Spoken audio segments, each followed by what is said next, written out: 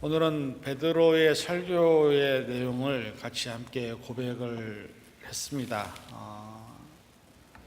지난주에 우리가 말씀을 살펴본 것 같이 베드로는 로마에 가서 복음을 전하는 것을 별로 원하지 않았던 사람이었습니다. 그런데 하나님께서 고넬료가 기도할 때에 베드로를 부르라고 환상을 허락하셨고, 또 베드로가 기도할 때에 보자기가 내려와서 부정한 짐승들이 잔뜩 있는 것을 먹으라고 했을 때에 베드로가 그냥 율법적으로 이것을 절대 먹을 수 없다라고 얘기했었죠. 근데 하나님이 내가 정하다고 하는 것이 정한 것이고, 그래서 결국은 베드로는 그것을 받아들이고, 그 환상이 끝나고 난 다음에 이제 고넬료 집에서 보낸 사람들이 와서 베드로가 순종하는 마음으로 이제 고넬료의 집에 당도를 했습니다. 그리고 오늘 말씀 전에 있는 내용이 뭐냐면, 딱 가보니까 벌써 고넬료가 사람들을 많이 이렇게 모아놨어요. 그 모아놓은 상황에서 이제 베드로가 설교를 하는 겁니다. 사실은 제가 이 설교 본문을 준비를 다 해놓고 디스크에다 저장을 해놓고 왔는데 지금 딴 데 엉뚱한 게 지금 들어가 있어갖고 오늘 원고 없이 지금 가야 됩니다. 제가 물론 이제 설교 본문 내용은 다 제가 이미 알고 있지만, 근데 중요한 것은 제가 두 가지를 여러분들에게 함께 나누고자 합니다. 우리가 하나님의 뜻을 아는데 그 뜻이 내가 원하지 않는 거일 때가 많이 있습니다. 그럼 여러분 어떻게 하시겠습니까? 내가 원하는 것은 이 부분인데 하나님은 자꾸 이 길로 가라고 하셔요. 그게 자꾸 내 마음에 와 닿아요. 그럼 여러분은 어떻게 하시죠? 신앙생활 하다 보면 그런 경우가 종종 있습니다. 내가 원하고 바라는 것이 하나님이 원하고 바라는 것과 다를 때 우리는 거기에 순종을 할 거냐 말 거냐 고민을 하게 되어 있고, 그 두 가지 중에 한 가지를 선택을 하게 되어 있습니다. 근데 오늘 베드로가 그런 케이스예요. 이따가 제가 이제 그 코바디스라는 영화가 있습니다. 코바디스라는 말이 이제 뭐 코바디스 도미노 그래갖고 주여 어디로 가시나이까라는 그 헬라어의 그 이제 문장인데, 그걸 영화로 만든 게 있는데, 이따 끝날 때 제가 이제 베드로의 어떤 마지막 장면을 보여드리려고 하는데, 사실 베드로는 어디서 죽었냐면 로마에서 죽습니다.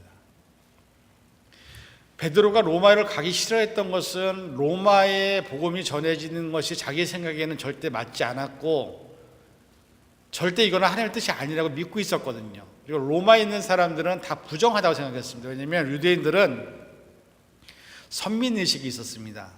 하나님이 우리 민족을 선택했다라는 선민의식이 있었기 때문에 유대인들은 자기네 민족만 되게 거룩한 백성이라고 생각했어요. 그리고 유대인을 제외한 로마 세상에 있는 모든 사람들은 다 부정하고 다 벌받고 더 저주받는 사람들이라고 생각했던 게 유대인들이었습니다. 여러분들 우리 한국에도 똑같은 개념이 있어요. 우리 한국에는 뭐가 있냐면 한민족이라는 개념이 있습니다. 그래서 우리는 단일민족, 백의 민족 이런 개념이 있습니다. 근데 요즘에는요, 가보시면 아시겠지만 우리 한국도 더 이상 한국 사람들이 혈통들로만 민족이 이루어지지 않습니다. 다른 나라에서 수많은 사람들이 들어와서 그들과 결혼한 수많은 한국 사람들이 있기 때문에 피가 막 섞이고 있는 상황입니다. 특히 미국에서 여러분의 자녀들이 1세대들은 다 후손들이기 때문에 그렇지만, 이제 우리 1.5세대, 2세대 한번 가보세요. 얘네들이 결혼하는 대상이 한국 사람이라는 보장이 없습니다. 그럼 그 아이들은 흑인과 결혼할 수도 있고, 백인과도 결혼할 수도 있고, 어느 나라 사람과도 결혼할 수 있습니다. 그럴 때 우리의 정통성이라는 어떤 하나의 카테고리는 이제 어떻게 되죠? 섞이게 되는 거죠. 다른 나라의 피와 우리나라의 피가 섞이게 되는 거죠. 유대인들이 갖고 있었던 선민의식은 결국은 자기들만 선택받은 민족, 하나님께 구원받는 민족이라는 개념이 있었는데, 이 민족이 자꾸 하나님께서 원하시는 것은 나는 너희만 선택한 게 아니야.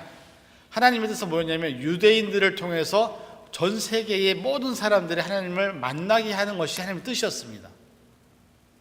그래서 유대인을 선택한 건데, 유대인들은 우리들만 선택했구나, 우리만 구원받는 거라고 생각하는 거죠. 그런 입장에서 베드로는 절대 로마에 가고 싶지 않았는데 하나님이 강권적으로 로마로 보냅니다. 그리고 고넬료라는 사람을 만나게 하시죠. 근데 이 베드로가 오늘 말씀에 보면 뭐라고 고백하냐면, 하나님은 사람을 외모로 보시지 않는구나. 그러면서 고백한 게 뭐냐면 하나님을 경외하는 모든 민족에 있는 사람들은 하나님이 다 테이크오버 하시는구나, 그들을 품으시는구나라는 것을 베드로가 고백을 합니다. 이 고백은요, 쉬운 고백은 아닙니다.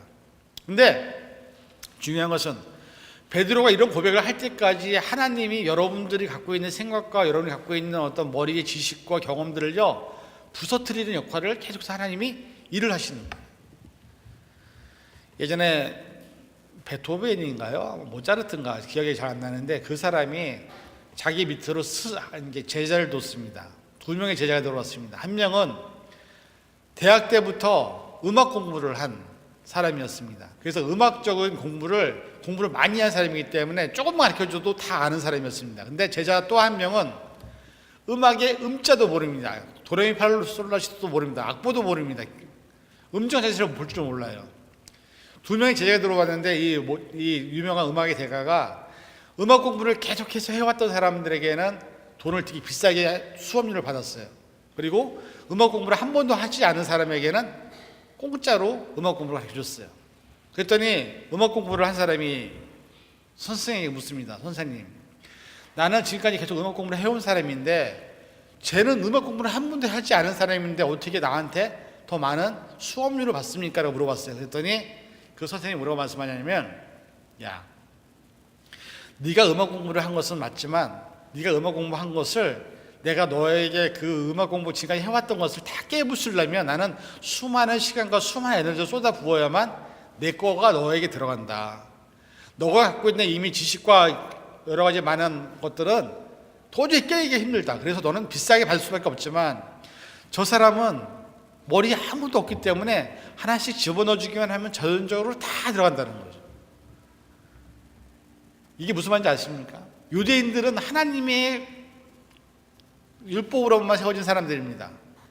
이 사람들이 다른 나라 사람들에게 복음을 전한다, 이거는 도저히 받아들일 수 없는 상황이라는 거죠. 근데 하나님은 그렇게 그 사람들을 사용하시기 위해서 어떻게 보냐면 환상도 보여주시고 기적도 보여주시고 여러 상황을 통해서 그들의 갖고 있는 생각을 꺾으신다라는 거예요. 지난번에 우리 전도사님께서 그런 얘기 하시더라고요. 하나님이 도대체 어떻게 하시려고 하는지 모르겠다고.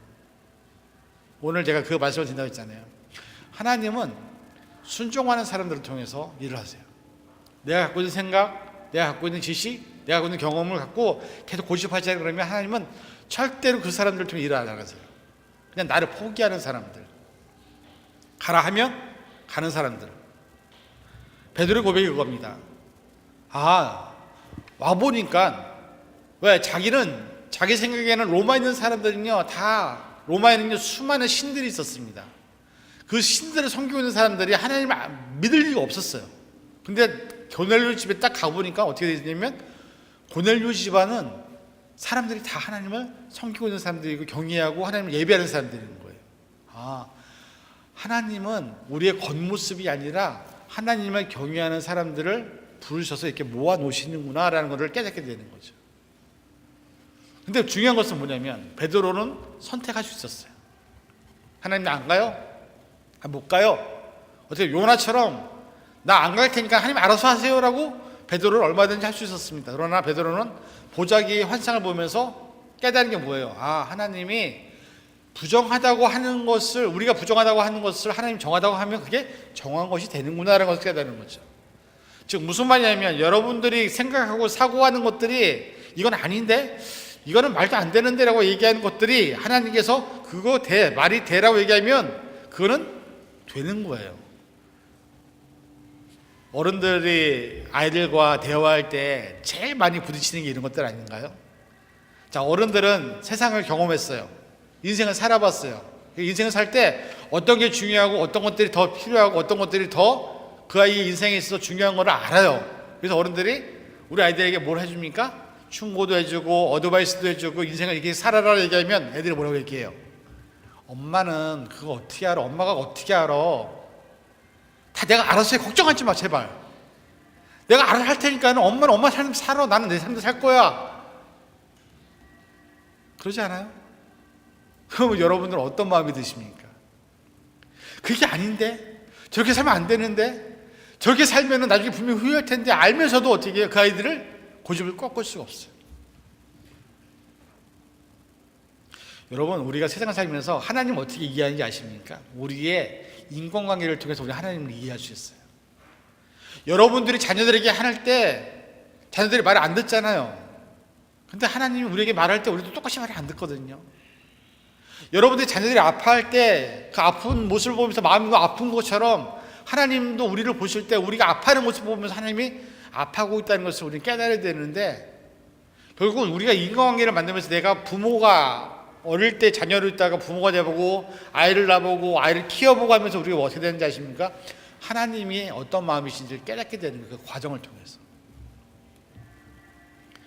여러분들이 정말로 하나님이 마음을 알게 된다면, 여러분들은 하나님이 원하시는 것이 뭔지를 깨닫는다면 우리는 거기에 순종하는 게 맞습니다. 그런데 우리 순종 안 해요. 왜? 우리의 생각이 있거든요. 우리의 경험이 있거든요. 우리의 지식이 있거든요. 예전에 제가 인터넷에서 어떤 글을 하나 봤는데 마음이 참 와닿았어요.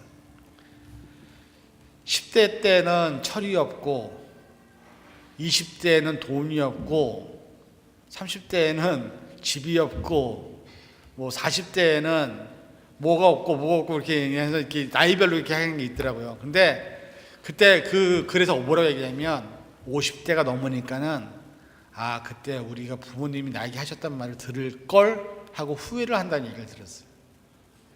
10대 때는 철이 없어서 말을 안 들어요. 20대는 개성이 강해서 말을 하나도 안 들어. 30대는 자기가 능력이 있으니까 부모님 말 안 들어. 그런데 50대 넘어가고 60대 넘어가면 아, 그때 부모님이 내게 하셨단 말씀이 뭔지를 알게 되는 거죠. 베드로와 같은 상황이 여러분들에게 있으면 여러분 하나님 믿을 것 같죠. 근데 죄송하지만 그렇지 않아요. 수많은 사람들이 하나님을 경험했음에도 불구하고 하나님의 뜻을 따르지 않는 사람들이 이 세상에 얼마나 많은지 아십니까? 예전에 제가 한국에 있을 때 저보다 한 10년 선배를, 학교 선배를 만났어요. 근데 이분은 저보다 10년의 선배인데 나이가 저보다 10살 많잖아요. 저한테 목사님 그러면서 이렇게 굽신거려요. 저는 그때 되게 젊을 때인데, 목사 한 지 얼마 받지 않을 텐데. 그런데 그분이 어떤 얘기를 하냐면 그 얘기를 하시더라고요. 자기가 이제 10년 선배니까요, 거의 이제 세상적으로 살아갖고 다 살아봤는데 지금 자기 마음이 자꾸 하나님이 신학을 다시 공부하라는 마음을 주시더래요.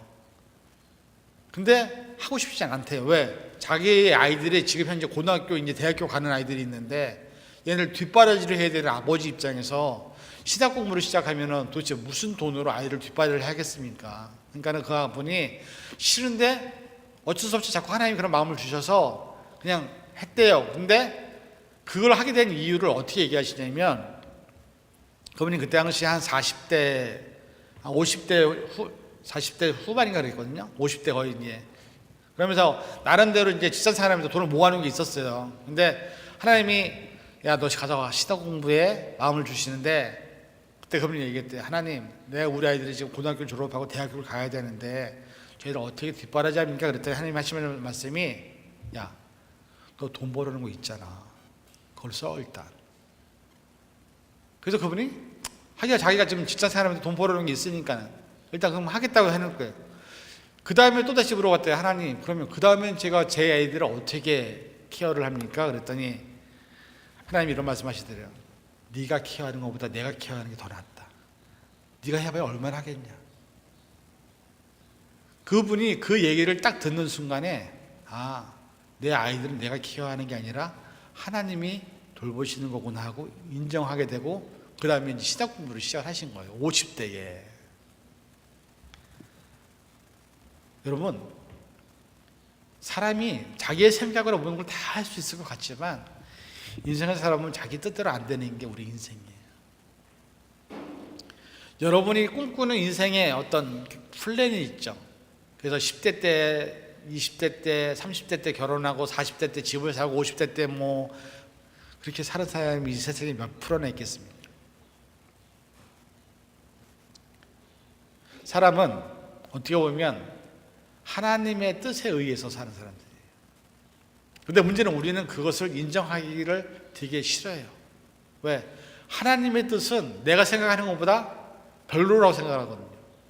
근데 베드로가 뭐라고 얘기하냐면, 아, 하나님은 우리의 외모, 우리의 겉모습, 우리의 겉으로 나타나는 모습을 보시는 게 아니라 우리의 중심을 보시는구나 라는 것을 깨닫게 되는 거죠. 베드로는 고넬료 집에 갔을 때 드디어 그것을 깨달은 거야. 하나님은 유대인들만 선택한 게 아니라 이방인들 뿐만 아니라 믿지 않는 모든 사람들 가운데서도 하나님을 경외하고 하나님을 사랑하는 사람들을 선택하시는구나라는 것들을 깨닫게 되는 거죠. 여러분, 교회 생활하면 어떤 오류에서 이렇게 빠지자면 내가 신앙생활을 제일 잘하는 줄 알아요. 착각해요. 여러분들 신앙생활 제일 잘하는 것 같죠? 근데 여러분들보다 더 하나님과 가까운 관계를 맺고 더 하나님 앞에 열심을 내서 최선을 다하는 사람들이 얼마나 많은지 몰라요. 그리고 또 하나는 여러분들 솔직히 못하잖아요. 제가 한번 물어봤잖아요. 여러분들 여러분의 삶의 자리에 모든 걸 다 내려놓고 선교지에 가라 그러면 가시겠어요, 여러분들? 하나님 오늘 나타나셔서 여러분 이름 부르면서 야, 내가 원하는 데가 저기인데 너 가서 갈래? 그럼 여러분들 부모님, 여러분의 자녀들, 여러분 일하는 직장, 여러분의 가족 다 버리고 가실 수 있냐고요. 선교지에서 일하시는 분들은 어떻게 보면 죽음을 각오하고 그 자리에 가시는 분들이에요. 가족을 다 일단은 내버려 두고 그런 분들도 있어요. 베드로가 가서 설교를 합니다. 근데 이 설교할 때 얼마나 사람들이 눈이 초롱초롱한지 다음 주에 그 말씀이 나와요. 이 이방인들이 성령의 역사를 경험을 하게 되는데 여러분 생각해 보세요. 저도 설교를 하지만요. 설교할 때 여러분들이 설교를 오늘 쭉쭉 받아들이구나 아니면 튕겨나오는 걸 저는 계속 경험을 해요. 여러분이 앉아서 저 설교 듣는 모습 딱 눈만 보면 아, 이 사람이 나 설교 듣고 있구나 아니면 내 거를 지금 받아치우고 있구나 느껴져요. 베드로가 설교를 하는데 이 이방 사람들이 로마 사람들이 베드로의 설교를 얼마나 잘 듣는지 몰라요. 예수님에 대한 얘기, 예수님 죽으신 얘기, 부활하신 얘기, 예수님의 사역, 하나님의 사랑 이런 것들을 다 설교를 하는데 이 사람들은 너무나 너무 그것을 받고 은혜를 받는 거예요. 감사하고 아, 우리가 잘못했구나. 우리가 정말 하나님 잘 몰랐구나. 우리가 하나님의 뜻을 잘 깨닫지 못했구나. 이런 것들을 스스로 고백하는 그런 말들을 계속 하는 거예요. 베드로는 사실 어떻게 보면 로마에 가지 않았었으면 로마에서 안 죽었었을 거예요. 근데 베드로는 로마에서 죽었습니다. 자, 영상 하나 같이 한번 좀 보기 원하는데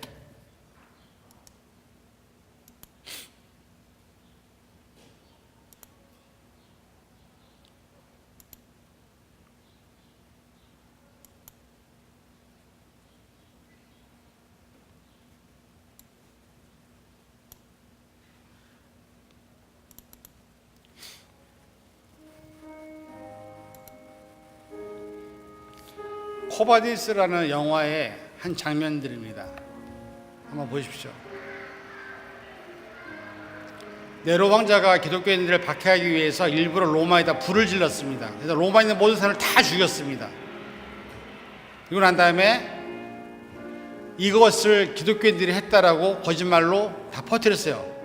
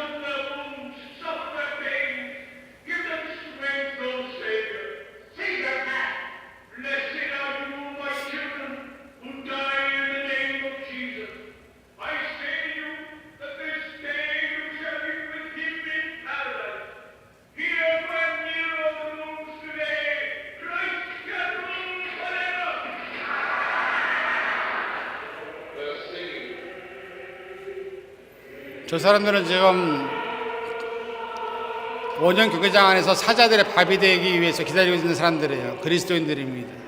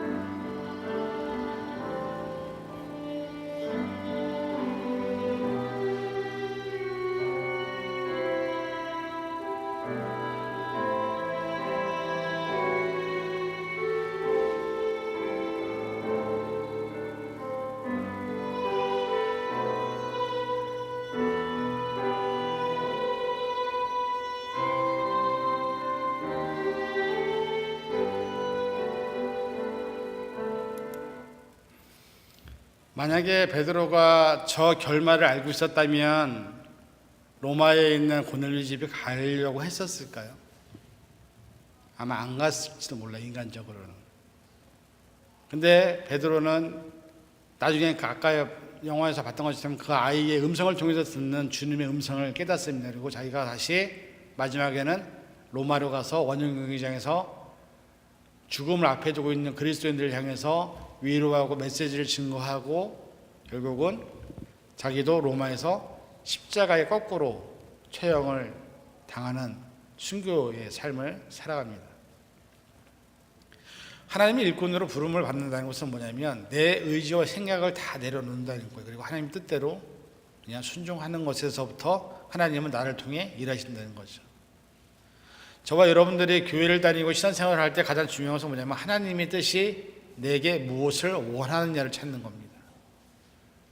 여러분을 향해서 어떨 때는 저렇게 베드로 같이 죽음을 원할 수도 있어요. 그럴 때 과연 내가 여기 있습니다, 나를 사용해 주시옵소서라고 나를 들을 수 있는가? 베드로가 고백했던 것처럼 내 의지로 내 생각으로는 안 된다고 얘기하는 것이 아니라 아버지의 뜻이면 나를 써주세요라고 고백할 수 있는 믿음의 모습이 나타날 때 하나님은 여러분들을 통해서 일을 하신다는 것을 깨닫기 원합니다. 여러분, 우리가 세상에 살면서 하나님 뜻대로 산다는 것은 쉬운 일은 아닙니다. 그러나 중요한 것은 하나님이 여러분을 사용하기를 원하신다는 사실이죠. 여러분을 통해서 설교를 하기를 원하실 수도 있고요, 여러분을 통해서 선교를 하기를 원하실 수도 있고요, 여러분을 통해서 사랑을 증거하기를 원하실 수도 있어요. 그 대상이 나의 가족이 될 수도 있고 내 옆에 있는 사랑하는 사람들이 될 수도 있고 또 내가 알지 못하는 수많은 어려운 사람들이 될 수도 있어요. 중요한 것은 그 뜻을 찾고 그 뜻에 내가 아멘하고 갈 수 있는 믿음을 우리가 소유하는 것, 그것이 진정한 신앙의 모습이라는 거죠. 저는 여러분들이 어떤 삶을 살든지 그건 여러분의 선택과 결정입니다. 그러나 부디 바라기는 하나님이 여러분들을 부르셔서 여러분의 삶을 통해 내가 너와 함께 일을 하기 원하신다고 하실 때에 베드로같이 주여 내가 여기 있나이다, 나를 써 주시옵소서라고 고백할 수 있는 그런 믿음의 고백을 할 수 있는 그런 저와 여러분이 될 수 있기를 주님의 이름으로 간절히 축원을 드립니다. 기도하겠습니다. 사랑해 주님, 우리가 세상을 살면서 하나님의 뜻대로 산다는 거 참 쉽지 않고 어렵지만 베드로가 고넬료의 집에 가서 경험한 것은 하나님을 경외하고 하나님을 사랑하는 사람들을 하나님은 찾으시고 그들을 하나님께로 인도한다는 것을 깨닫습니다. 우리의 생각대로 우리 뜻대로가 아니라 아버지의 뜻대로, 아버지의 생각대로 모든 것이 이루어짐을 깨닫게 도와주시고 베드로와 같이 내가 거부하고 싫다고 하여도 주님의 뜻이면 그 주님의 뜻에 순종할 수 있는 믿음들을 소유할 수 있는 우리가 될 수 있도록 허락하여 주시옵소서. 그래서 하나님의 뜻 가운데서 주님이 원하시고 바라시는 것이 무엇인지를 깨달을 수 있는 우리 예수비전교회 사랑하는 10년들 될 수 있도록 허락하여 주시옵소서. 감사드리며 예수님의 이름으로 간절히 기도하옵나이다.